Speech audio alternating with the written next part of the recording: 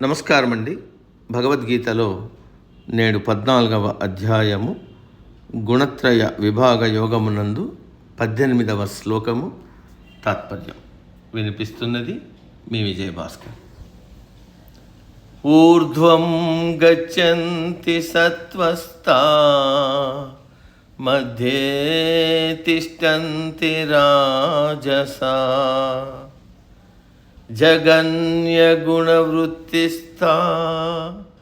అధో గచ్చంతి తామసా. తాత్పర్యం: ఈ మూడు గుణముల వారు మరణించిన తర్వాత ఏ ఏ లోకములకు పోతారని వివరించాడు పరమాత్మ. సత్వగుణ ప్రధానులు ఊర్ధ్వలోకములకు వెళ్తారు. రజోగుణము కలవారు మధ్యలో ఉన్న మానవలోకంలో ఉంటారు. తామస గుణం కలవారు అధోలోకాలకు వెళ్తారు. మనకు పైన 7 లోకాలు, కింద 7 లోకాలు ఉన్నాయని చెప్తారు. భూలోకము మనది, భువర్లోకము, సువర్లోకము, మహార్లోకము, జనలోకము, తపోలోకము, సత్యలోకము. మొదటి 3 లోకముల నుండి ఆపై 3 లోకములకు మహార్లోకము ద్వారము వంటిది.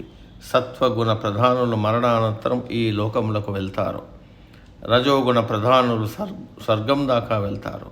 యజ్ఞయాగములు తపస్సు చేసి స్వర్గలోక సుఖాలు పొంది మరలా మానవులుగా పుడతారు. తమోగుణ ప్రధానులు అధోలోకములకు వెళ్తారు. అధోగతి అంటే వారి వారి ప్రవృత్తులకు తగ్గట్టు పశుపక్షాదులకు గాను లేక దుఃఖభరితమైన జీవనంతో కూడిన మానవులుగాను జన్మిస్తారు. కేవలం మానవులకి అన్వయించుకుంటే ఊర్ధ్వం గచ్చంతి అంటే సత్వగుణ సంపన్నుడు జీవితంలో పైకి ఎదుగుతాడు, జ్ఞాని అవుతాడు, అందరి చేత గౌరవించబడతాడు, 10 మంది మన్ననలు పొందుతాడు. రెండవ వాడు మధ్యే తిష్టంతి అంటే రజోగుణం కలవాడు. అటు జ్ఞాని కాలేడు, ఇటు పతనం పొందలేడు, మధ్యస్థంగా ఉంటాడు. అన్నీ ఉంటాయి కానీ ఏమీ లేనివాడి మాదిరి ఎల్లప్పుడూ ఇంకా ఇంకా కావాలని కోరుకుంటూ ఉంటాడు. దానికోసం నిరంతరం ప్రయత్నిస్తుంటాడు. జీవితంలో శాంతి సుఖం ఉండవు. ఇంకా మూడవ వాడు జగన్య గుణ వృత్తిస్థా అంటే వాడి గుణాలు అన్నీ నీచమైనవే. ఏమీ పని చేయడు. అప్పనంగా రాత్రికి రాత్రి కోటీశ్వరుడైపోవాలనుకుంటాడు. దానికోసం చెయ్యరాని పనులు చేస్తాడు. అధో గచ్చంతి అంటే అధోగతి పాలవుతాడు. చాలామంది అంటూ ఉంటారు, దేవుడి సృష్టిలో మానవులందరూ సమానమే కదా, మరి ఈ ధనిక పేద తేడాలేమిటి, కష్టసుఖాలు ఎందుకు కలుగుతాయని. చిన్న ఉదాహరణ: నగరాలలో, పట్టణాలలో, పల్లెలలో మానవులు నివసిస్తున్నారు.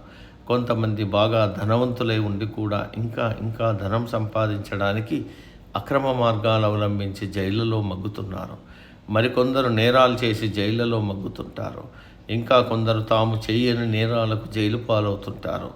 అలాగే 70 ఏళ్ళు వచ్చినా ఆరోగ్యంగా ఉండేవాళ్ళు ఉన్నారు.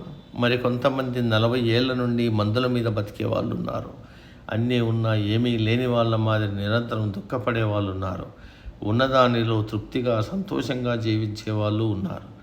మానవుని జీవితంలో ఇటువంటి పరిణామాలకు కారణం ఏమిటి అంటే దీనికి ఆధ్యాత్మికంగా ఒకటే సమాధానం: ఇదంతా వారు వారు చేసుకున్న పూర్వజన్మల పాప పుణ్యాల ఫలితం. ఈ జన్మలో చేసిన తప్పులకు ఒక్కొక్కసారి ఈ జన్మలోనే వాటి ఫలితం అనుభవించవలసి వస్తుంది. మరికొందరికి మరుజన్మలో శిక్ష అనుభవించాల్సి వస్తుంది. దీనికి దేవుడు ఏమీ చేయలేడు. మనకు మరుజన్మ మంచిది కావాలంటే ఈ జన్మలో మంచి ప్రవర్తన కలిగి ఉండాలి. అక్రమాలు పాపాలు చేయకుండా ఉండాలి. ఇతరులను మానసికంగా కానీ శారీరకంగా కానీ హింసించకూడదు. ఉన్నదానిలో తృప్తిగా జీవించాలి. అంటే సత్వగుణ ప్రధానంగా ఉండాలి. అలా ఉంటే ఈ జన్మలో సుఖజీవనం, ప్రశాంత జీవనం గడపవచ్చు. రాబోయే జన్మ కూడా మంచిది వచ్చే అవకాశం కూడా ఉంది. సమాప్తం. తదుపరి శ్లోకం రేపటి రోజు. సర్వే జన సుఖినో భవంతు. అందరూ బాగుండాలి, అందులో మనం ఉండాలి.